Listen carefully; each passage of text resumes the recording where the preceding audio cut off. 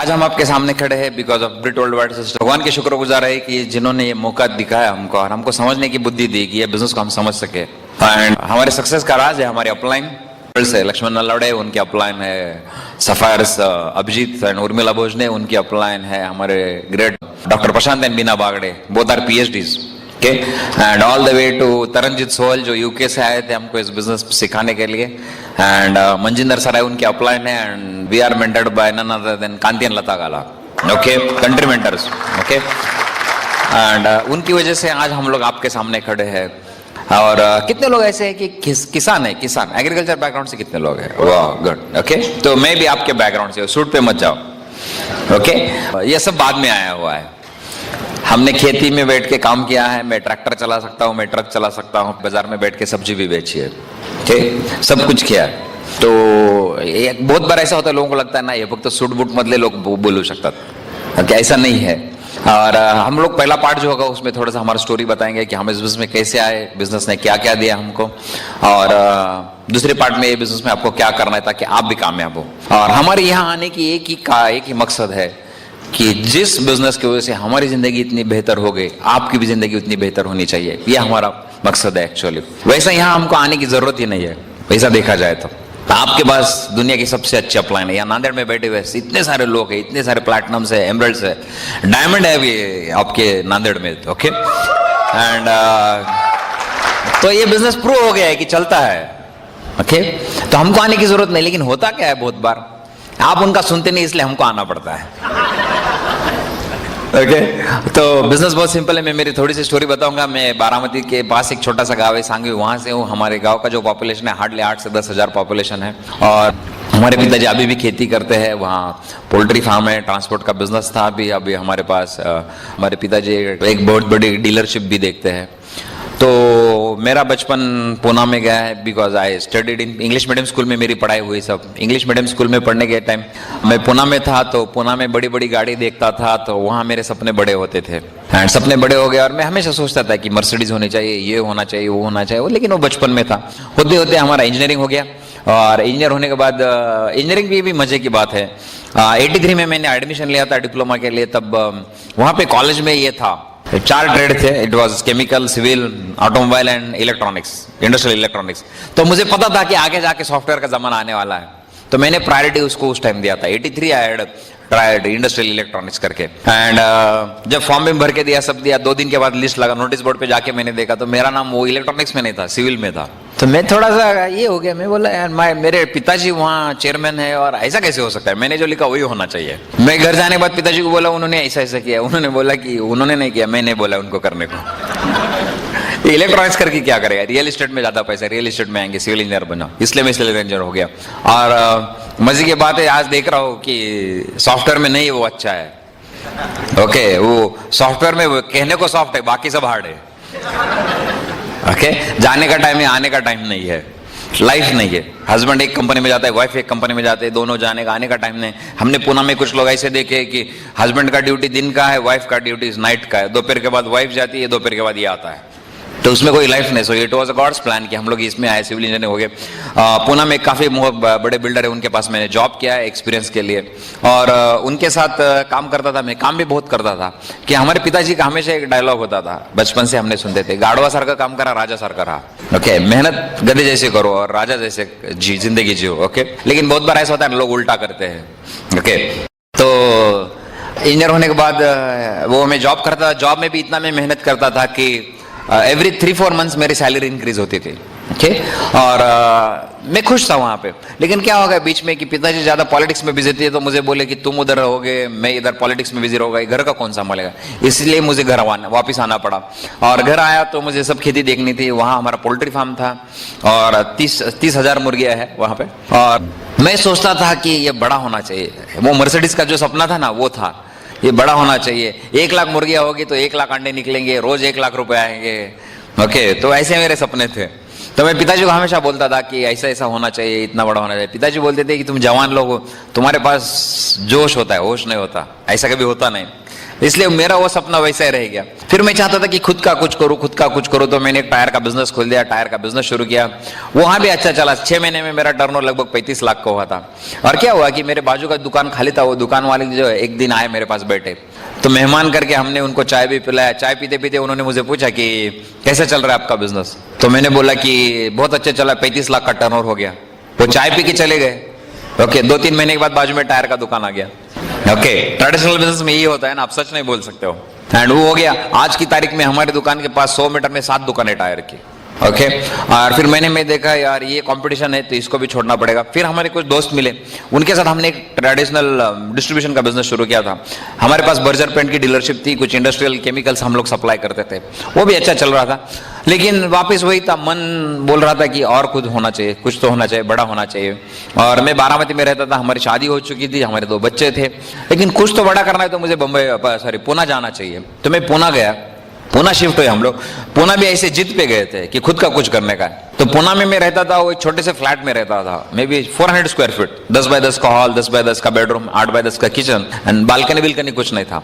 और अगली सपना एक था कि खुद की इस पे कुछ तो करके दिखाने का है, और एक था कि पिताजी से पैसा नहीं मांगना है, जो करेंगे खुद करेंगे। वो हिसाब से हम लोग पूना शिफ्ट हो गए और पूना में काम शुरू किया और कंस्ट्रक्शन में आ गए। कंस्ट्रक्शन का मशीनरी खरीदा और कर रहे थे, लेकिन बाद में पता चला वो उसमें मेरा दिल नहीं लगता था, क्योंकि वहां जो कुछ चीजें होती थी वो मुझे अच्छी नहीं लगती थी। एंड उसी टाइम में काम करते टाइम मुझे किसी ने एमवे बिजनेस बोला था, एक साइड इंजीनियर ने बोला था 98 में। तो मैं उसको बोला था बेवकूफ, ऐसा नहीं होता है के। तो उस टाइम मैंने नहीं शुरू किया था। लेकिन 99 में क्या हुआ था कि जब मैंने बिजनेस शुरू किया था कंस्ट्रक्शन का, उस टाइम हमने एक घर बुक किया था पूना में, और घर के लिए हम लोग पैसे दे रहे थे। 95 का हमारा बुकिंग था, 96, और उस टाइम उस घर की कीमत थी 25 लाख रुपए, 25 लाख, और हमने 15 लाख रुपए दिए थे ऐसे करके, हाउसिंग लोन वगैरह सब करके 15 लाख रुपए दिए, 10 लाख बाकी थे, और मेरा काम तो चल रहा था। एंड एक दिन वो बिल्डर का फोन आया कि आपका घर तैयार है, चाबी ले लो। चाबी ले लो मतलब क्या है कि 10 लाख लेके आओ और चाबी लेके जाओ। तो हम लोग 1 हफ्ता 15 दिन बहुत परेशान थे, पैसा देने का कहां से, 10 लाख रुपए कहां से लाएंगे, कुछ नहीं कर सकते, कुछ नहीं। सोच रहा था कि क्या करे। आखिर में बहुत हमने जिद करके बिल्डर के पास गए, उनको बोले देखो कि हमारे पास पैसा नहीं वो घर लेने के लिए, हम एक काम करते, जितना 15 लाख रुपए दिया उसमें हमको दूसरा घर दे दो छोटा, चलेगा, लेकिन हम वो 10 लाख रुपए नहीं दे सकते। उसने मेरी तरफ नीचे ऊपर देखा और मेरे को बोला दादा आपको पैसा किसने मांगा है, चाबी लेके जाओ, रहना शुरू करो। मैं तो बहुत खुश था, हाँ घर मिल गया, चाबी हो गया, सब कुछ हो गया। पूना में जाने के बाद घर हो गया, बहुत खुश हो गया। एंड पूजा विजा की, सब लोग आए, पिताजी भी आए थे, सब लोग आए, अच्छा सब हुआ। लेकिन 2 दिन के बाद मुझे नींद नहीं आती थी वो घर में। क्यों? वो 10 लाख रुपए दिखते थे। मैं सोचता था ये बिल्डर ने अगर 10 लाख रुपए मांगे और अगर मैं 10 लाख वापस नहीं दे सका तो ये मेरा सामान बाहर फेंक देगा और बहुत मुश्किल हो जाएगी। और जिद ये था कि किसी को पैसा नहीं मांगना है, क्या करे। इसलिए मैं हमेशा थोड़ा चिंता में रहता था कि क्या करे, पैसे कहाँ से लाए, कुछ तो चाहिए। और वो कंस्ट्रक्शन बिजनेस में मुझे ज्यादा दिल नहीं लगता था, क्योंकि मेरी इच्छा जैसा काम नहीं था वो। तो एक दिन बारामती में मैं बैठा था, ऐसे दुकान में बैठा था, टायर की दुकान में, और मेरे एक कजिन आए और कजिन बोले दादा मेरे दोस्त है, पुणे से आए हैं, MBA फाइनेंस है, बैंक में असिस्टेंट मैनेजर है, और इनकी यहाँ पे ट्रांसफर हुई। मैं बहुत खुश हो गया, I said thank God. Okay, एक बैंक मैनेजर दिया मतलब कर्जा देगा, MBA फाइनेंस है मतलब कोई अच्छा बिजनेस भी देगा। तो मैंने बोला साहब कुछ अच्छा बिजनेस हो तो मुझे बताओ। बोले है ना, हम लोग कल बात करेंगे। मैं तो ज्यादा खुश था, क्यों कि मैनेजर जब आपके दुकान पे आके चाय पीता है तो आपके लिए अच्छा होता है ना, मैनेजर के ऑफिस के बाहर बैठना उतना अच्छा नहीं होता है। तो मैं तो खुश था। दूसरे दिन हम लोग मिले सुबह, बोले दुकान में नहीं बैठेंगे, वहां हमारे बारामती में एक बंगला है, वहां बैठेंगे और वहां मैं आपको बिजनेस बताता। मैंने बोला चलेगा, ठीक है चलो। हम लोग वहां गए, वो बंगला एक किराए पे दिया था। वहां पुणे में एक बहुत बड़ी कंपनी है स्टील इंडस्ट्री, तो वहां के जो इंजीनियर्स है वो कंपनी को किराए पे भी दिया था बंगला, तो इंजीनियर्स वहां रहते थे। और हम लोग बैठे, उन्होंने मुझे प्लान दिखाया। प्लान दिखाने के बाद और जैसे प्लान खत्म हो गया, उन्होंने बोला एमवे है, और वो जो इंजीनियर्स थे वो खड़े थे बाजू में, वो बोले एमवे ना, ये चालत नहीं, ये नहीं चलता है। उनका मुंह एकदम छोटा हो गया, लेकिन मेरे को कोई फर्क नहीं पड़ा। मैं तो भूल गया था किसी ने पहले बोला था। मैंने वो देखा कि ये बिजनेस है, ये आगे जाके ये फ्यूचर होने वाला है। कंपनीज कंपटीशन जब बढ़ेगा तब प्रोडक्ट महंगा ना हो, इसलिए क्या करेगी, बीच वाले लोगों को कम करेगी और डायरेक्ट कंज्यूमर को प्रोडक्ट देगी। ये मुझे उस टाइम क्लिक हुआ कि ये आगे आने वाला फ्यूचर है। आज आप जो देख रहे हैं वही हो रहा है कि नहीं हो रहा है? That's what I saw. और मेरे स्पॉन्सर को डर था कि ये करेंगे कि नहीं करेंगे, बड़े बाप का बेटा है, क्या करेगा पता नहीं। तो उन्होंने बोला एक काम करो ना, आप पुनः आएंगे तो एक मीटिंग में आओ, मीटिंग देख लो और फिर फैसला करो। मैंने बोला ठीक है फाइन। मैंने उनको बोला देखो मेरा वो जेसीबी का काम चल रहा है, मैं वहां जाऊंगा, 15 दिन के बाद मैं मीटिंग में आऊंगा। और बोले ठीक है जब भी आपको लगेगा। उन्होंने तो ये होप ही छोड़ दिया था ना, एक तो बड़े बाप का बेटा, दूसरा एक इंजीनियर ने बोल दिया था ये चलता नहीं, तो उन्होंने मुझे गिना ही नहीं था वैसे। लेकिन उनको क्या पता मेरे को 10 लाख का प्रॉब्लम है। ओके देखो बहुत बार ऐसा होता है ना, आज आप यहां बैठे हैं ना, गलती से नहीं बैठे, कुछ तो गॉड्स प्लान है इसलिए आप यहां बैठे हैं। ओके ऐसा होता नहीं। मैं आपको बताऊंगा स्टोरी। मेरे जो अपलाइन में जो थे तरन सोहल, वो 97 एंड में इंडिया में आए थे, 97 एंड में आए थे, क्योंकि उनको पता था मई 98 में बिजनेस लॉन्च होने वाला है। वो बॉम्बे में रहते थे हस्बैंड वाइफ, और वो लोगों को प्लान दिखाते थे, दिखाते थे, कुछ नहीं हो रहा था। एंड 98 देखो पूरा 98 गया, 99 के जून तक की बात मैं बोल रहा हूं आपको। उन्होंने कुछ लोगों को स्पॉन्सर किया था, उनके अडेप्ट में लोग आए थे, उनके नीचे डॉक्टर प्रशांत बागड़े आए थे, उनके नीचे अभिजीत आए थे। अभिजीत भी डॉक्टर प्रशांत बागड़े के कोल्ड कॉन्टैक्ट थे। अभिजीत ने 80 प्लान दिखाने के बाद एक आदमी ज्वाइन हुआ था जो मेरे स्पॉन्सर है, लक्ष्मण प्रांजलि नल्लोड़े। ओके तो मजे की बात देखो कि लक्ष्मण का ट्रांसफर बारामती हुआ था। उन्होंने पूना में थोड़ा सा बिजनेस शुरू किया था, 5-6 लोग उनके ग्रुप में थे, और उनका ट्रांसफर पूना में हुआ था। और वो जब पूना से बारामती में हुआ था कि मेरा इतना अच्छा बिजनेस सेट होने वाला था पूना में, मेरे को बारामती में क्यों ट्रांसफर किया। और वो हैरान थे, मैं प्रे कर रहा था कि मुझे कुछ अपॉर्चुनिटी मिले। और मेरे जो अपलाइन है तरन सोहल, जिस दिन मैं मीटिंग में बैठा था, मेरे ख्याल से 10 तारीख, दैट वाज 10 जून 99, उस दिन वो उनकी वाइफ को एयरपोर्ट पे छोड़ने आए थे। उन्होंने बहुत पैसा खर्च किया था इंडिया में, और उनको ये फीलिंग हो गया था कि अभी बहुत मुश्किल है, कैसा करे। तो उन्होंने ऐसा तय किया था कि वाइफ वापस यूके जाएगी, वहां मेहनत करेगी, वहां से पैसा भेजेंगे और ये इंडिया में बिजनेस बिल्ड करेंगे। एंड वो एयरपोर्ट पे प्रे कर रहे थे, भगवान कुछ तो करो, कुछ तो करो, मैं कुछ नहीं कर सकता हूं।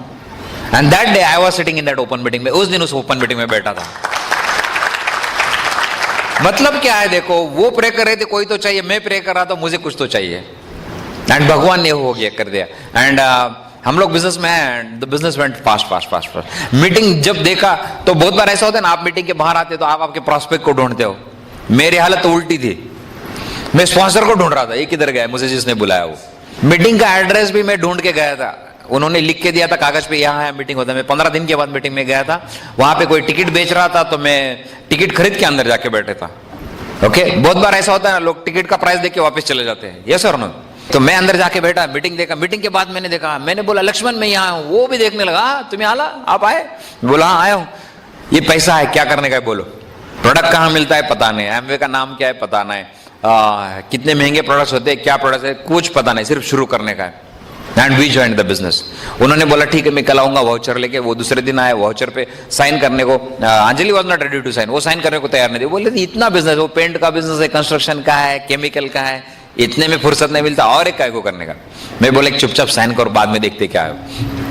और साइन किया और हम बिजनेस में आ गए। और मुझे अभी भी याद है कि मैं 2 दिन दूसरे या तीसरे दिन स्पॉन्सर को लेके गया प्लान दिखाने के लिए। हमने सुबह से शाम तक 9 लोगों को प्लान दिखाया था, और सब ने बोला था दादा तुम्ही करू नका नहीं आम्हाला सांगू नका, कि ये चलने वाला नहीं है। और उसी दिन क्या हुआ था, हमारे घर में किट आया था, और वो इन्होंने क्या किया था कि किट खोल के बॉटल खोली थी और बॉटल की प्राइस देखी थी, इसलिए ये अलग नाराज थी और मैं उल्टा था। तो आप समझ सकते घर में कैसा हुआ होगा। तो मैं घर आया तो उन्होंने देखा मेरा चेहरा जरा थोड़ा सा ऐसा है, तो उन्होंने कुछ नहीं बोला, लेकिन उन्होंने प्राइस देखी थी प्रोडक्ट्स की। दूसरे दिन सुबह उठते ही बोला ये चलेगा नहीं। मैं बोला क्यों नहीं चलेगा? नहीं चलेगा, इतना महंगा प्रोडक्ट कौन लेगा? मैं बोला बॉस 90 डेज है, 90 दिन है, ट्राई करते हैं, क्या फर्क पड़ता है। एंड तो चुपचाप बैठा है और मैंने शुरू कर दिया।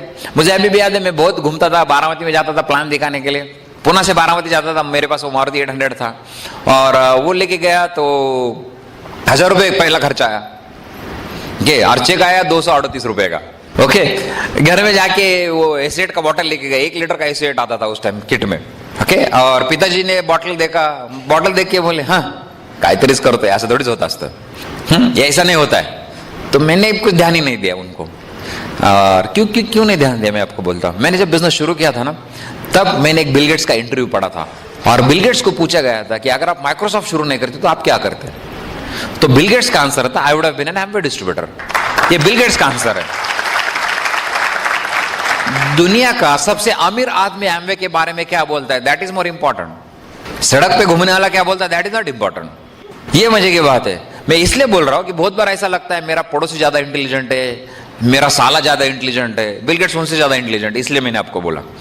और मैंने पिताजी का भी नहीं सुना, क्यों? मेरे को पता था मेरे पिताजी से बिल गेट्स थोड़ा इंटेलिजेंट ज्यादा है। मानना पड़ेगा ना, हकीकत है। वो दुनिया का सबसे अमीर आदमी, वो एमवे के बारे में क्या बोलते हैं, वो देखने के बाद ना, वो पढ़ने के बाद मैं किसी को नहीं सुनता था। हम लोग प्लान दिखाते गए, लोग आते गए एंड बिजनेस ग्रो होता गया। वो मेरे पास जो मारुति 800 था, उसका इंस्टॉलमेंट भरने के लिए मेरे पास पैसा नहीं था। क्या करे तो किसने बोला कि इसको बेचेंगे और आधा पैसा आएगा वो लोन दे देंगे और आधे पैसे में दूसरी गाड़ी खरीदेंगे। मैंने बोला यार अच्छा आइडिया। तो हमने वो मारुति 800 बेचा, आधा पैसा लोन क्लियर कर दिया और आधे पैसे में एक पुरानी 118 एनी ले ली पेट्रोल, और उसमें गैस सिलेंडर बिठा के हम लोग चलते थे। वो अपना घर में जो सिलेंडर चलता है ना, वो लगा के हम लोग चलते थे एंड वो ऐसे हम लोग बिजनेस बिल्ड किया। एंड एक ही जीत था 10 लाख, बाकी कुछ नहीं दिखता था। 10 लाख देने का। और हम लोग बिजनेस में आए थे जून, जुलाई, अगस्त में हमारे पिताजी इलेक्शन के लिए खड़े हुए, तो मुझे 2 महीना इलेक्शन के लिए जाना पड़े। अगस्त एंड सितंबर, 1.5 महीना मैंने बिजनेस में कुछ काम नहीं किया था, 1.5 महीना हमने काम नहीं किया। लेकिन फिर भी देखो, जून, जुलाई, अगस्त, सितंबर, अक्टूबर, नवंबर में हम लोग सिल्वर क्वालिफाई होते, 5 महीने भी इवेंट सिल्वर रखे ना। ये क्यों? ये इसलिए बता रहा हूं कि जादू हम में नहीं, जादू ब्रिट सिस्टम में। हम नहीं रहते थे, फिर भी ये बिजनेस चलता है। सिस्टम का कमाल है। ये इसलिए बोल रहा हूं आपको कि बहुत लोगों को लगता है ना कि मला काय झालं तर पैसे येतील की नहीं, मुझे कुछ हो गया तो पैसा आएगा कि नहीं, आएगा। Why? Because the system is there to support you. आपके ग्रुप को एजुकेट करने के लिए सिस्टम है। और हम लोग क्वालिफाई हो गए सिल्वर। एंड तब तक मैं अंजलि को मीटिंग में नहीं लेके आता था। मुझे हमेशा अपलाइन बोलती थी, वहिनीला एकदा तरी घेऊन या, भाभी को एक बार लेके आओ। मैं बोलता था यार हमारे खानदान में लेडीज बिजनेस नहीं करती, हम ही जाते हैं, तो मैं कभी नहीं लेके आता था। That's why she was very negative. लेकिन जब सिल्वर हुए, हम लोग बम्बई गए। बम्बई में एक फंक्शन में लेके गया था मैं, षणमुखानंद हॉल। और षणमुखानंद हॉल देखने के बाद उनका फैसला हो गया, oh man it is good business, करना चाहिए। और तब से उन्होंने हमको सपोर्ट दिया एंड वी आर ग्रोन। हमको कभी पता नहीं था कि इसमें ट्रिप भी मिलता है एमवे का, किसी ने बताया नहीं था प्लान में कि ट्रिप मिलता है फ्री में। हमने इतना काम किया था कि first year we qualified for the trip. हम लोग बैंकॉक गए थे, पहले trip ALS, first ALS we went to Bangkok. और वो भी वापस वही है, सपने अगर आपके पास है तो जरूर सच होंगे, लेकिन आपको विश्वास होना चाहिए। मेरा पासपोर्ट 1992 का था। तब से मैं बोलता था कि दुनिया घूमने के बगैर मैं मरने वाला नहीं हूं। हम शादी के बाद हनीमून में कहीं नहीं गए थे। मैं उसको बोलता था अंजलि को कि हम लोग दुनिया घूमेंगे, मैं तुमको दुनिया घुमाऊंगा। And that is the power of spoken word.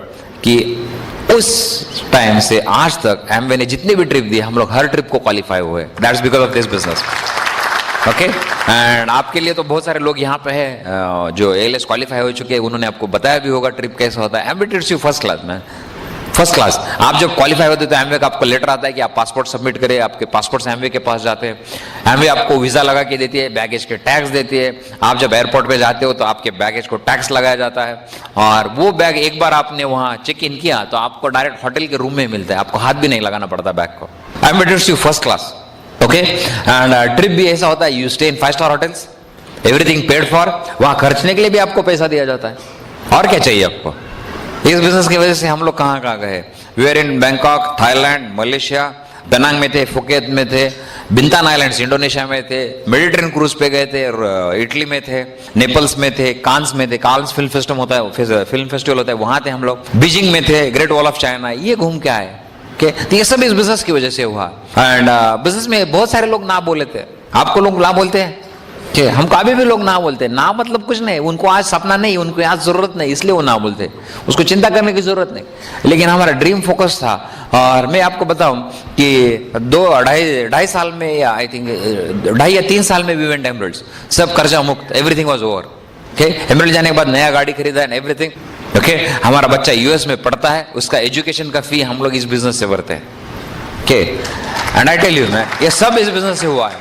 Okay, and every day is Sunday for अस।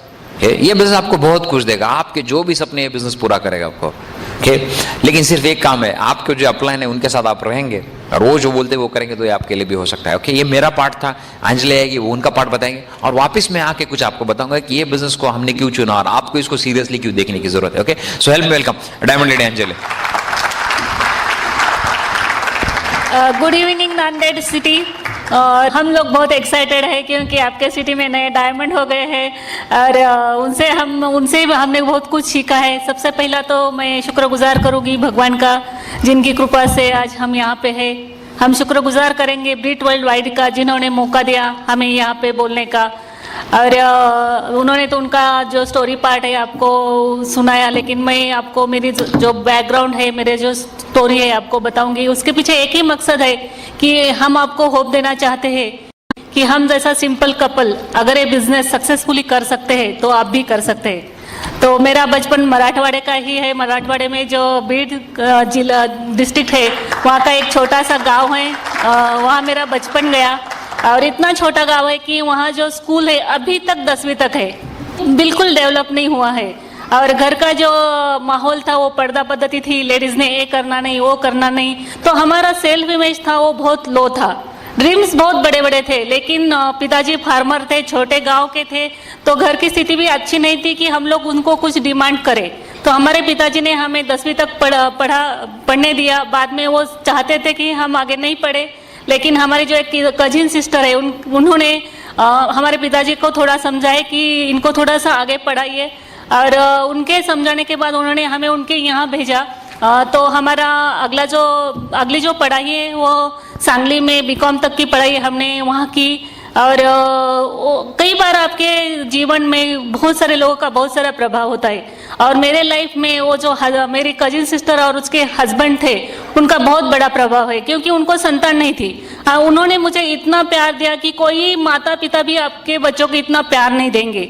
और वो जो उनके हस्बैंड थे वो बड़े पहलवान थे, और उन्होंने बहुत सारे लोगों को हेल्प किया। उनको दादा कौंड के पुरस्कार से अवार्ड किया गया है, उनको हिंद केसरी का भी रिवॉर्ड मिला है। तो बहुत अच्छे इंसान थे, और वो बहुत सारे लोगों की हेल्प करते थे। और उनको देखकर मुझे भी लगता था अगर लाइफ में चांस मिला किसी की हेल्प करने के तो हम जरूर करेंगे, और इस बिजनेस से हमें वो चांस मिला। आज हमें बाकी की चीज़ों का कुछ नहीं है, ज़्यादा मनी वगैरह ज़्यादा जो कुछ मिल रहा है उसका कुछ नहीं, लेकिन थोड़े लोगों की जिंदगी को हम टच कर सकते हैं, इसका हमें बहुत सेटिस्फेक्शन है। तो हमने हमारा जो स्कूलिंग का एजुकेशन होने के बाद हमारी शादी हो गई। तो हमें बचपन से लगता था कि चाहे मैके में कुछ नहीं मिला, हमारे कुछ ड्रीम्स नहीं कंप्लीट हुए, कुछ लाइफ एंजॉय नहीं करने को मिली, लेकिन हमारी शादी होने के बाद हम बहुत सारे लाइफ एंजॉय करेंगे। बचपन से मुझे दुनिया देखने का बहुत शौक था, घूमने का बहुत शौक था। तो शादी तो हुई, अच्छे घराने में हुई, लेकिन वही घराना था जो कि पर्दा पद्धति। तो वही जाके हमें वही एक कमरे में बंद होना पड़ा, क्योंकि बाहर जाना नहीं, इधर उधर जाना नहीं, लोग क्या कहेंगे, ऐसी स्थिति थी। और एक हमेशा काम में बिजी रहते थे। तो मुझे उन्होंने कभी शादी के बाद कहीं घुमाने के लिए लेके गए नहीं। तो हमारे 2-4 साल शादी के बाद पूरे झगड़े में गए। मैं कहती थी कि आपको अगर टाइम नहीं तो शादी क्यों की, हमें कहीं घुमाने के लिए लेके जाते नहीं हो। तो वो बोले कि थोड़े दिन रुको, हम आपको दुनिया घुमाएंगे। और दोस्तों, आज इस बिजनेस के थ्रू हम लोग दुनिया घूम रहे हैं, लेकिन तब पता नहीं था कि जिंदगी में ये दिन आने वाले हैं। और शादी के बाद 4-5 साल हम लोग वहाँ रहे। और इनके पिताजी चाहते थे कि हम गांव में रह के जो कुछ हम उनका जो बिजनेस है वो संभाले, लेकिन ये फ्रस्ट्रेट थे, उनको और कुछ करना था, क्योंकि वहाँ रह के जो पिताजी बोलते थे उतना ही करना पड़ता था। हमारा पोल्ट्री फार्म था, 30,000 बर्ड्स थे, लेकिन वो चाहते थे 1 लाख हो जाए तो हर रोज 1 लाख अंडे मिलेंगे और 1 लाख रुपए इनकम होगा, लेकिन पिताजी वो नहीं चाहते थे। और कुछ करना चाहते थे, इसलिए हम लोग पुणे शिफ्ट हो गए। पिताजी नहीं चाहते थे कि हम लोग पुणे में आज आके रहे, इसलिए वो उसके अगेंस्ट थे। लेकिन हमने डिसाइड किया कि हम लोग पुणे शिफ्ट होंगे। वहाँ आकर हम रेंटल हाउस में रहते थे, बहुत छोटा सा घर था वो। और वहाँ बारामती में हमारा एक बंगला था, गांव में एक बड़ा सा घर है, और गांव में ही 2 बंगले हैं हमारे, एक गांव में है और एक खेती में है। तो ऐसे घर में थे, वहाँ नौकर चाकर थे। लेकिन यहाँ पुणे में आए तो एकदम छोटा सा घर, कोई नौकर चाकर नहीं, और घर से पैसा लेना नहीं है। तो बहुत सिचुएशन बहुत खराब थी, और मुझे लगता था कि शायद हमने गलत डिसीजन लिया यहाँ आके, लेकिन कुछ कर नहीं सकते थे। और वहाँ आकर उन्होंने केमिकल का बिजनेस चालू किया, कुछ लैंड ली, वो डेवलप करते थे, और बहुत कुछ ना कुछ करने के पीछे लगते थे। वहाँ आकर भी मुझे मेरे और देखने के लिए और बच्चों के और देखने के लिए उनके पास टाइम नहीं था। और ऐसे दिन जा रहे थे, और उसमें उसी टाइम ये बिजनेस हमारे लाइफ में आया। तो मैं उनको बोलती थी कि ये अब और कुछ मत करो, जो कर रहे हो वो सही ढंग से करो। लेकिन ये जैसे उन्होंने बोला कि उनको जो विजन था वो बहुत बड़ा था, उनको लगता था ये बिजनेस से बहुत बड़ा, यही बिजनेस बहुत बड़ा होने वाला है, इसलिए उन्होंने वो ज्वाइन किया। मैं तो नहीं चाहती थी। हमारे जो अपलाइन है लक्ष्मण नल्लावड़े, वो उस टाइम सिंगल थे, वो अकेले आए, उन्होंने मुझे कुछ प्लान वगैरह नहीं दिखाया, पर लेकिन कुछ सवाल पूछे और बोले कि अगर मंथली आपको 50,000 मिलेगा तो कैसा रहेगा। मैंने बोला भाई साहब, हमारा जो ट्रेडिशनल बिजनेस है, बहुत बड़ा बिजनेस है, उससे नहीं मिलते, यहाँ कहाँ से मिलेंगे। और मुझे लगता बहुत नया कंसेप्ट था, तो मुझे लगता था ये किसी को फंसाने का धंधा है, तो लेकिन कुछ कर नहीं सकती। तो उन्होंने साइन करने को बोला, मैंने कर दिया, लेकिन मैं बिल्कुल इन्वॉल्व नहीं थी। घर में मीटिंग्स होती थी, सब कुछ होता था, मैं बहुत निगेटिव थी। और उसके बाद बिजनेस ज्वाइन करने के बाद शायद 3 महीने के बाद मेरे जो फादर इन लॉ है वो इलेक्शन के लिए खड़े हो गए और मुझे बहुत अच्छा लगा। मैंने भगवान को थैंक्स किया कि इस बिजनेस से बाहर पड़ने का मार्ग हमें अभी मिल गया, क्योंकि अगर पिताजी इलेक्शन के लिए खड़े, इन्हें तो गांव जाना है कुछ हेल्प करने के लिए, तो मैं बहुत खुश थी। मुझे लगा कि ये 2-4 महीने उधर ही रह गए तो अच्छा होगा, लेकिन हुआ उल्टा। हमने 3 महीने काम किया, उसके बाद 3 महीने काम नहीं किया, लेकिन हम लोग 6 महीने में सिल्वर क्वालिफाई हो गए। तो ये कैसा हुआ, क्योंकि जब हमने बिजनेस ज्वाइन किया तो इन्होंने बहुत सारे टिप्स और बुक्स ग्रुप में बांटे थे, और हम नहीं थे, लेकिन वो बुक्स और टिप्स काम कर रहे। तो ये इस बिजनेस की ब्यूटी है। अगर आप सही सिस्टम के साथ सही ढंग से बिजनेस करेंगे तो आप हो या न हो, बिजनेस वर्क होगा। तो उन्होंने ये किया था। ऐसे बोलते हैं ना, tools moves people and people moves product, लेकिन लोग क्या करते हैं, उल्टा करते हैं, प्रोडक्ट मूव करने के पीछे पड़ते हैं। तो उन्हें लगता है सेलिंग का बिजनेस है, ये सेलिंग का बिजनेस नहीं, पहले लोगों को बिल्ड करो, लोग बिजनेस बिल्ड करेंगे। तो हमने वही किया था, बहुत सारा इन्वेस्टमेंट किया था, पैसा नहीं था, फिर भी बिजनेस में इन्वेस्ट किया था। और सब खुश थे, अपलाइन खुश थी, डाउनलाइन खुश थी, और लेकिन मैं ना खुश थी, मुझे ये बिजनेस नहीं करना था। और सिल्वर जाने के बाद इसके पीछे भी एक कारण है, मैंने प्लान नहीं देखा था। दूसरी बात ये थी कि हमारे जो अपलाइन है वो सिंगल थे, वो उसके वाइफ के साथ नहीं आए थे, तो मैं रिलेट नहीं हुई थी उनके साथ। तो इस कारण मैं बिजनेस के बारे में नेगेटिव थी। ऐसा नहीं था, मुझे पता होता है बिजनेस अच्छा है, हम कर सकते हैं, तो नहीं नेगेटिव होती। इसलिए मैं लेडीज को बोलूंगी, या जो भी कपल बिजनेस बिल्ड कर रहे हैं, तो उनको बोलूंगी कि जब भी आप किसी कपल को बिजनेस दिखाने के चाहेंगे तो साथ, हस्बैंड एंड वाइफ दोनों साथ जाओ, क्योंकि घर के लेडीज ही घर के दूसरे लेडीज के साथ बात कर सकती है, इसलिए दोनों साथ जाना बहुत जरूरी है। अगर सिंगल कर रहे हैं तो कोई प्रॉब्लम नहीं है। तो सिल्वर जाने के बाद हमने एक फंक्शन देखा, उस टाइम पुणे में फंक्शन नहीं होते थे, हम लोग मुंबई में गए, वहाँ देखा, बहुत बड़ा हॉल था और सिल्वर थे, आगे बैठने को मिला।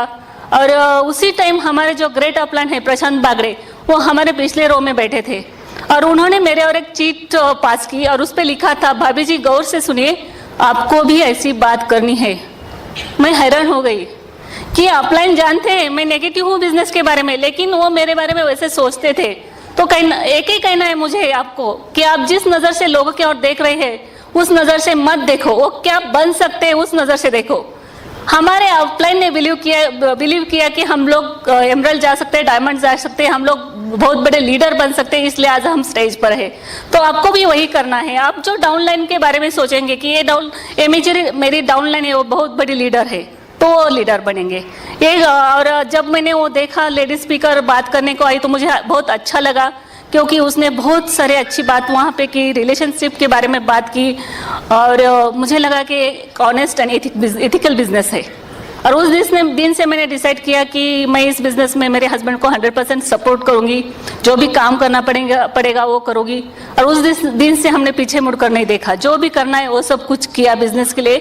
और आज हम यहाँ पे है। मैं यहाँ के लेडीज को एक ही मैसेज देना चाहती हूँ कि यहाँ बैठी किसी लेडीज को लगता है कि मैं कभी घर के बाहर नहीं पड़ी, मैं ज़्यादा बात नहीं कर सकती, मैं ज़्यादा पढ़ी लिखी नहीं हूँ, तो कोई प्रॉब्लम नहीं है, क्योंकि इस बिजनेस के लिए किसी क्वालिफिकेशन की ज़रूरत नहीं है। बस एक क्वालिफिकेशन चाहिए, कुछ करने की इच्छा शक्ति, खुद पर भरोसा, वो अगर आपके पास है तो आप इस बिजनेस में सक्सेसफुल हो सकते हैं। Just love your self. Thank you and God bless you. Okay, now आजकल यहाँ एग्जाम का माहौल चल रहा है, वाह गुड। और बच्चों को सिलेबस से पढ़ाया है कि सिलेबस को छोड़ के, कैसा है, कैसे करते हैं आप? Syllabus, okay good good. कौन सा सिलेबस चल रहा है अभी? नया सिलेबस है कि आपके जमाने का सिलेबस है? नया है, ओके ओके। मतलब सिलेबस भी चेंज होता है? ओके, क्यों चेंज होता है? हाँ, एडवांस होता है, जैसे जमाना बदलता है वैसा सिलेबस चेंज होता है, बराबर ना? बिल्कुल। आपको पता है कि आमिर लोगों ने भी सिलेबस चेंज किया है, ओके, और हम लोग पुराने सिलेबस पे चल रहे हैं। ओके, आपके पास ये बुक होगा शायद, देखा है कि नहीं पता नहीं। दिस इज द बुक, 21वीं सदी का व्यवसाय। इसको किसने देखा है, पढ़ा है इसको? Business of the 21st century, इसके बारे में हम लोग बात करेंगे।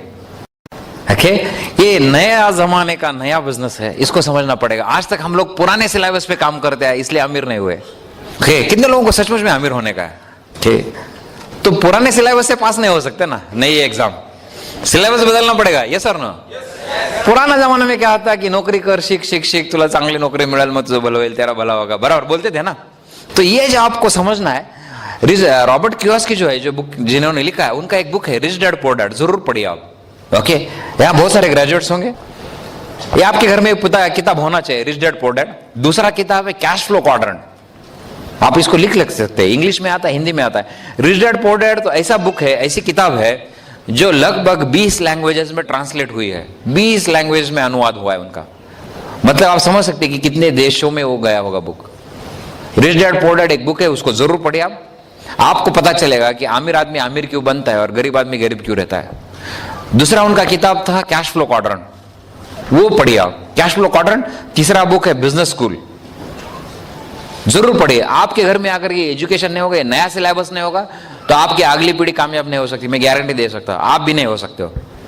ये आपको समझना पड़ेगा कि अमीर लोग क्या कर रहे हैं। और ये चौथा बुक आया है अभी, business of the 21st century. ये हमारे लिए, हमारे इस जनरेशन के लिए नया सिलेबस है, और ये सिलेबस जो नहीं फॉलो करेगा वो पीछे रह जाएगा, गारंटेड। क्या है सिलेबस, मैं थोड़ा सा बताऊंगा आपको क्या है। देखिए, रॉबर्ट कियोसाकी बताते हैं कि दुनिया में 4 प्रकार से लोग पैसे बनाते हैं। एक ई होता है, एक सेल्फ एम्प्लॉयड, एक एम्प्लॉयड होता है, एक सेल्फ एम्प्लॉयड होता है, एक बिजनेस ओनर होता है, एक इन्वेस्टर होता है। 4 प्रकार से लोग पैसे बनाते हैं। दुनिया के 95% लोग ये क्वाड्रेंट में है, मानते आप? यस और नो? सबको सिखाया जाता है, पढ़ पढ़ पढ़ पढ़, चांगली नौकरी कर, तुझं भलं होईल, होता है? नहीं होता है। ये 95% क्लास दुनिया की 5% वेल्थ के पीछे रोज भागता है। नांदेड़ का मुझे पता नहीं, आप पुणे आओ, सुबह 9 बजे 9:30 बजे सिग्नल पे आपको दिखेगा मोटर बाइक, भगा रहे कहां जा रहे पता नहीं, running fast and going nowhere in life. ये 95% लोग। ओके, ये जो क्लास है ना, ये 5% क्लास है, और दुनिया की 95% वेल्थ इनके पीछे भाग रही है। और ये भागते नहीं, इनकी मर्सिडीज या बड़ी गाड़ी आराम से चलती है। देखा है आपने, नांदेड़ में होता है ऐसा? पता नहीं मुझे यहाँ पे, लेकिन पुणे में, बम्बई में आप आएंगे, इनकी बड़ी गाड़ी है ना, आराम से चलती है, वो नहीं भागते, पैसा उनके पीछे भागता है। ऐसा क्यों होता है, कभी सोचा आपने? ऐसा क्यों होता है? क्योंकि काम करने का ढंग अलग है। हम लोग क्या करते हैं और वो लोग क्या करते हैं। हम लोग क्या करते हैं, और income comes from ability into time. हम लोग क्या करते, पढ़ते हैं और फिर 10 से 12 घंटे मेहनत करते हैं, हमारा टाइम और एबिलिटी बेचते और पैसे बनाते हैं। ऐसे नांदेड़ में ऐसा ही करते हैं। गुड। और पैसा चाहिए तो क्या करते, व्हाट डू यू डू? और काम करते हैं, गुड, +2। और पैसा चाहिए तो क्या करते हैं, एबिलिटी इंक्रीज करते हैं। हमारा जैसा डिप्लोमा वाला होता है, डिग्री करता है, क्यों? घंटे नहीं बढ़ा सकता, आवरली रेट बढ़ाने के लिए काम करता है, बराबर ना? पढ़ाई करता है। अभी और पैसा चाहिए, अभी क्या करता है, MBA करता है, क्यों? आवरली रेट बढ़ाएंगे ना। इसके बाद अभी और पैसा चाहिए तो क्या करता है, ओके, पुणे में शादी करते हैं, नौकरी करने वाली बीवी, यहां ऐसा करते हैं? अरे आप भी वैसा करते हो, ओके गुड। क्या हो गया, 10 के 20 घंटे हो गए, बराबर? अभी और पैसा चाहिए, अभी क्या करते हैं? एक से तो इतना मुश्किल है, दूसरे करने की हिम्मत कहां? तो एक आदमी था, उसकी शादी की 25वीं सालगिरह चल रही थी, ओके, 25वीं सालगिरह चल रही थी। तो उसने, किसी ने पूछा उसको कि यार आपकी शादी इतनी अच्छी, आप अभी भी जवान दिख रहे हो, दोनों हस्बैंड वाइफ, इतने साल से आपका झगड़ा हुआ नहीं लगता है, कुछ नहीं लगता, इतना ये क्या है, इसका राज क्या है? बोले कुछ नहीं, वेरी सिंपल। क्या किया? बोले 11वीं सालगिरह पे उसको मैं पेरिस घूमने गए हम लोग, के, और बोले 25वीं तक लाया नहीं उसको।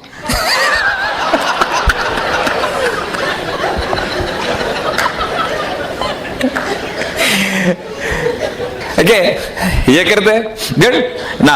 अभी और पैसा चाहिए तो क्या करते? क्या करते? कुछ नहीं करते। पुराना डायलॉग, हांतरून बघून पाय पसर, चद्दर देके पैर फैलाओ, अपने नसीब में नहीं है, छोड़ दे, नहीं होने वाला है। बोलते कि नहीं बोलते? ये 95% क्लास ये करता है। क्या इनके पास पैसा होता है? नो।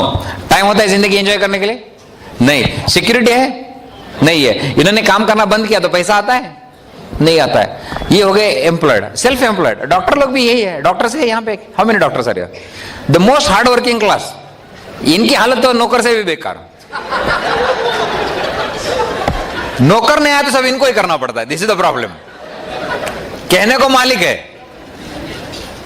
कहने को मालिक है, लेकिन सबसे बेकार नौकर वही है और बॉस भी वही है। उनको पूछो 10 दिन हॉस्पिटल बंद करके जाएंगे, आते के देखो, नो टाइम। इनका प्रॉब्लम ये, टाइम है तो पैसा नहीं, पैसा है तो टाइम नहीं, के तो वो है। तो ये सब इनकी एक हालत है ना। ये जो दो लोग हैं, ये दुनिया के अमीर लोग हैं। ये जो बिजनेसमैन है, ये क्या करते हैं? वो एबिलिटी और टाइम को मल्टीप्लाई करते हैं। और इन्वेस्टर क्या करते हैं? पैसे को मल्टीप्लाई करते हैं। आप कहीं भी एनालाइज करो, आप नांदेड़ में एनालाइज करो, पूरे हिंदुस्तान में एनालाइज करो, अमीर लोग वही है जो टाइम को मल्टीप्लाई करते हैं या पैसे को मल्टीप्लाई करते हैं। अगर वो दोनों नहीं करते, वो आदमी अमीर हो ही नहीं सकता। तो ये आपको समझना है। ये लोग क्या करते हैं अभी, मान के चलो, ओके गुड ना। इनका इनकम देखते हैं, ये बिजनेस क्लास है, इनका इनकम अभी ऐसा आता है, income comes from ability into time. Okay, anybody engineers? Engineers okay, थोड़ा ऊपर हाथ करें, जोरदार। हाँ, good good good good. Bill बोलते हैं the most frustrated class, because I am an engineer. Okay, मजे की बात। अगर हम लोग किसी और के लिए काम करते तो गुड ना। इनकी मजाक देखते हैं। मोबाइल कंपनीज है, मोबाइल कंपनीज। ओके, किस किस की मोबाइल कंपनी आप बता सकते हैं मुझे? ओके, टाटा है, अंबानी है, बिरला है, मित्तल है, बराबर ना, इनकी कंपनी है। अभी ये मोबाइल से जो एसएमएस जाता है, बराबर ना, मोबाइल से एसएमएस जाता है, टेक्निकली ये कैसे जाता है इनको पता होगा? नहीं, किसको पता होगा? इंजीनियर्स, ज्यादा पढ़े लिखे, पीएचडीज, साइंटिस्ट, बराबर ना। ओके, पैसा कौन बनाता है ज्यादा? ओनर। जिसको कुछ पता नहीं वो ज्यादा पैसा बनाता है, जिसको सब पता है वो पैसा नहीं बनाता है। कुछ तो गड़बड़ है ना। तो यही तो समझना, यही तो नया सिलेबस है।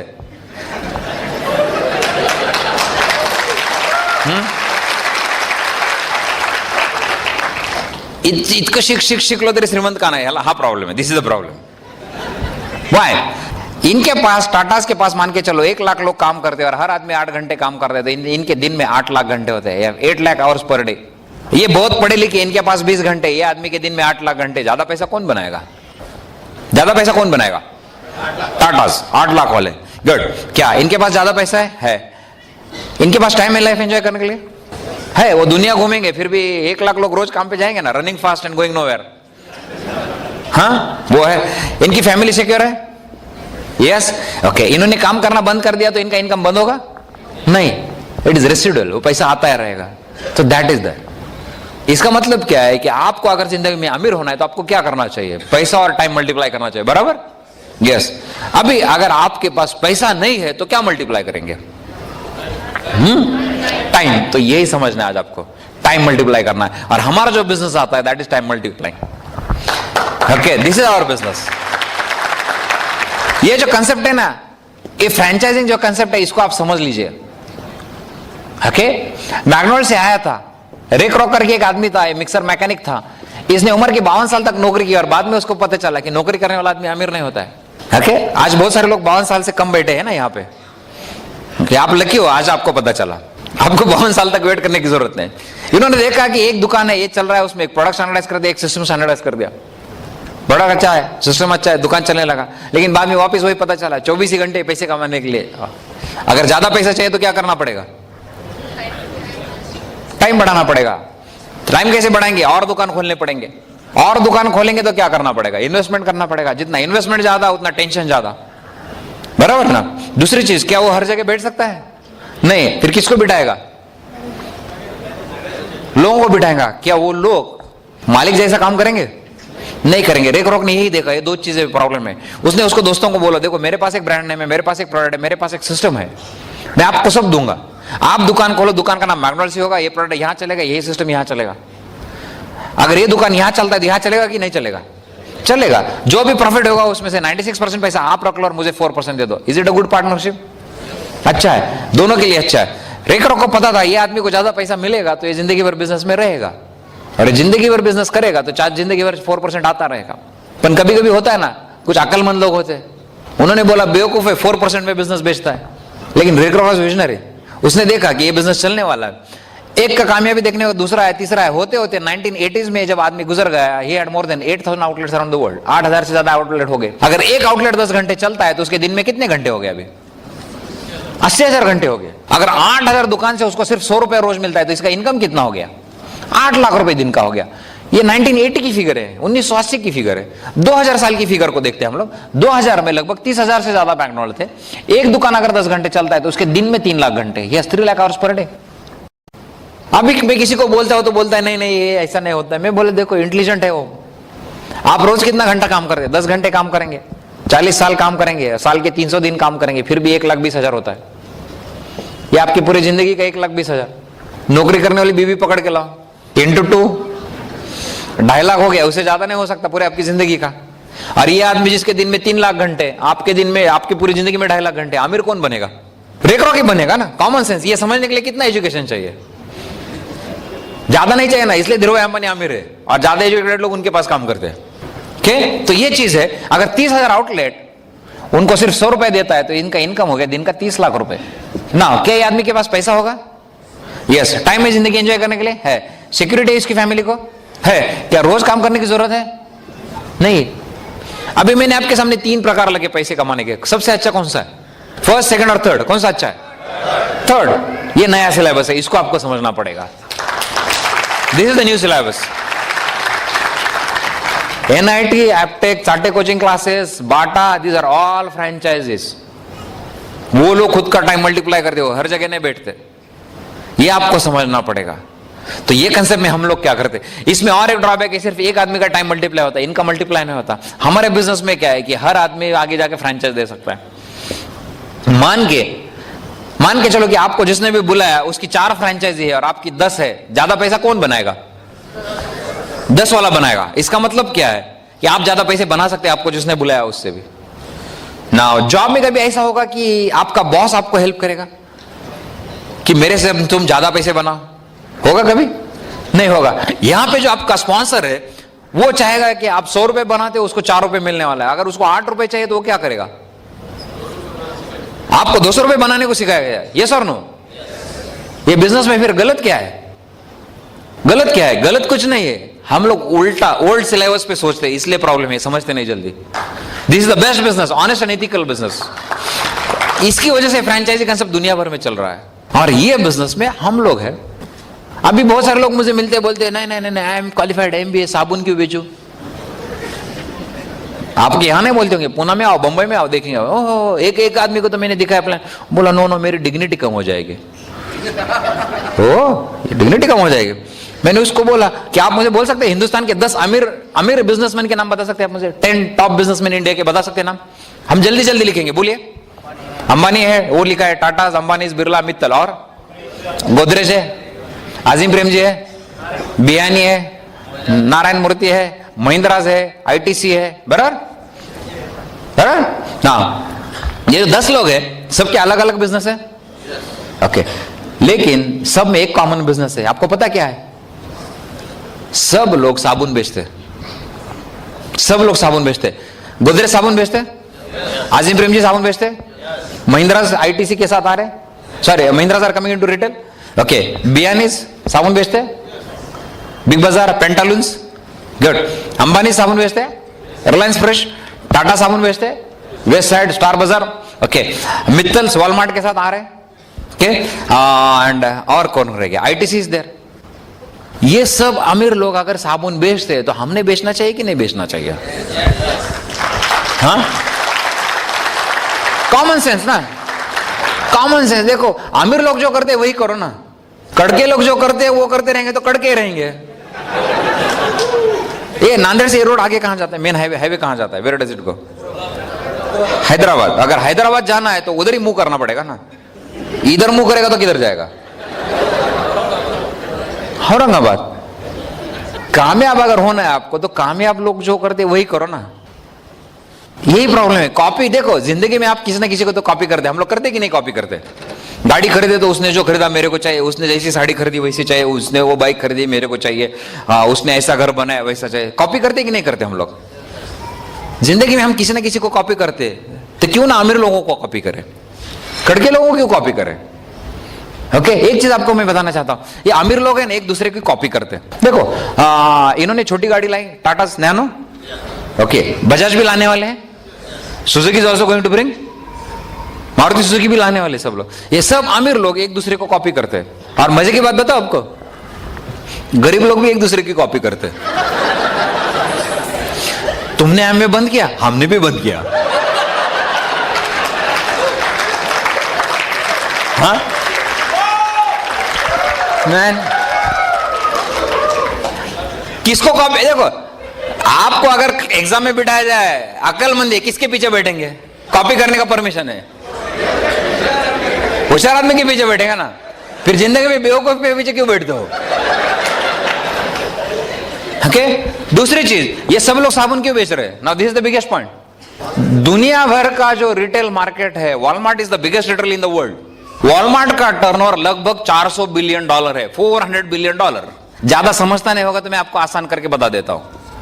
थोड़ा, 1 बिलियन कितना होता है मैं आपको थोड़ा आसान बता देता हूं। मैं अगर आपको रोज $1000 देता हूं, $1000, तो 300 साल के बाद 1 बिलियन होगा। तो वॉलमार्ट का टर्नओवर लगभग $400 बिलियन है दुनिया भर में। अभी तक हिंदुस्तान में शुरू नहीं किया उन्होंने। और वॉलमार्ट का मैं कहना है कि पूरे इंडिया में इतना टर्नओवर होने वाला है रिटेल का। दैट्स वाई ये लोग मॉल्स खोल रहे हैं। आपको लगता है इनके पास हिंदुस्तान के बेवकूफ लोग काम करते कि हिंदुस्तान के सब इंटेलिजेंट लोग इनके पास काम करते? क्या लगता है आपको? इंटेलिजेंट काम करते हैं सब। इंटेलिजेंट लोग अगर बोलते कि मॉल खोलना चाहिए और साबुन का बिजनेस करना चाहिए, करना चाहिए कि नहीं करना चाहिए? करना चाहिए मैन, इसमें क्या है? करते उल्टा, फिर तोते वाले के जास आके बैठते, मेरा नसीब देखो। वो इतना इंटेलिजेंट होता तो वो थोड़ी तोते लेके बैठता। ये समझना है आपको कि ये लोग क्या कर रहे हैं। ये लोग जो करते वो करते, ये लोग टाइम मल्टीप्लाई करते, हम लोग टाइम मल्टीप्लाई करते। ये लोग साबुन बेचते, हम लोग साबुन बेचते। This is the business man. ये समझना चाहिए। और कुछ विजन होना चाहिए थोड़ा सा। आपके पास विजन नहीं तो विजनरी के पीछे तो चलो कम से कम। प्रॉब्लम वही है, विजनरी के पीछे चलते नहीं, अंधे के पीछे चलते। एक अंधा दूसरे अंधे को किधर लेके जाएगा? वो भी खड्डे, ये भी उसके ऊपर सर। अरे किसी के पास तो विजन है, उसको फॉलो करो। विजन आपके पास होना चाहिए। I will give an example. पुराने बहुत सारे बुजुर्ग लोग यहाँ बैठे, HMT की घड़ी आती थी पहले, HMT की घड़ियां। जब HMT की घड़ियां मुझे अभी भी याद है, बहुत अच्छी चलती थी।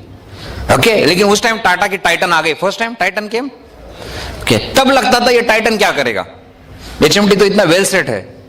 लेकिन जब टाइटन आया तो टाइटन ने आस्ते आस्ते इतनी वैरायटी लाई कि टाइटन HMT को खा गया। यस और नो?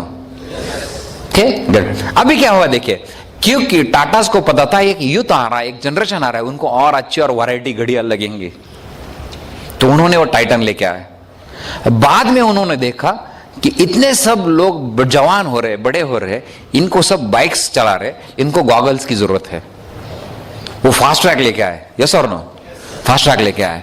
अभी मजे की बात देखो, पूरी दुनिया का 54% यूथ, पूरी दुनिया का 54% यूथ हिंदुस्तान में है। पूरी दुनिया का 54% यूथ, मतलब 25 से लेके 35 साल की उम्र के लोग हिंदुस्तान में है। 10 साल के बाद इनको चश्मा लगेगा कि नहीं लगेगा? हाँ, यस और नो? लगेगा। इसलिए आज टाइटन आईवेयर एंड रिलायंस का विजन एक्सप्रेस आ रहा है। देखा है आपने? टाइटन आईवेयर देखा है? टाटास का है। विजन एक्सप्रेस देखा है आपने? नहीं देखा है? रिलायंस मॉल में Vision Express is there, that is owned by Ambanis. ये लोगों को 10 साल आगे क्या लगने वाला है वो समझ में आता है। अभी आपको पता होना चाहिए 10 साल आगे क्या लगने वाला है। आपको पता चला है अभी ओल्ड सिलेबस से कुछ नहीं होता है। 10 साल के बाद क्या होने वाला है। जिस हिसाब से व्हीकल्स बेच रहे हैं ना, गाड़ियां बाइक बेच रहे हैं, उस हिसाब से पोल्यूशन बढ़ रहा है कि नहीं बढ़ रहा है? और ये जो पोल्यूशन बढ़ रहा है उसका कुछ असर होगा कि नहीं होगा? होगा। कितने लोगों के बच्चे स्कूल में जाते हैं, बाइक या स्कूटर पे या रिक्शा में जाते हैं? आपने जिंदगी में जितना धुआं नहीं खाया वो लोग 10 साल में धुआं खाएंगे, उतना खाएंगे कि नहीं खाएंगे? 10 साल के बाद उनको कुछ लगेगा हेल्थ मेंटेन करने के लिए? क्या लगेगा? न्यूट्रलाइट। और वो हमारे पास है। ओके,